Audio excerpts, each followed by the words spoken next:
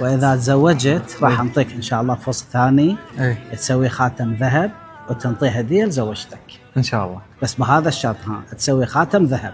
ذهب. غالي. ها بس خاتم ما يخالف.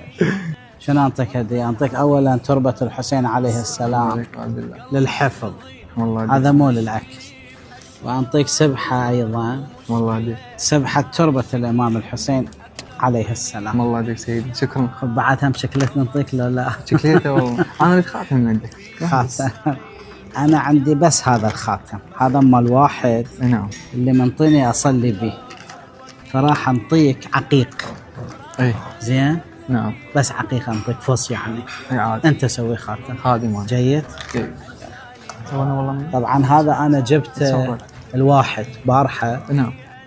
بارحه اجى هنا قال اريد خاتم، قلت له ما عندي خاتم بس انطيك فص، فانا جبت له الليله وما اجى. فالظاهر انه شنو هذا قسمتك. سبحان الله. فهذا فص عقيق يماني. شكرا لك. هديه لك ان شاء الله، انت سوي خاتم. شكرا من القلب. الله يعزك. الله يخليك.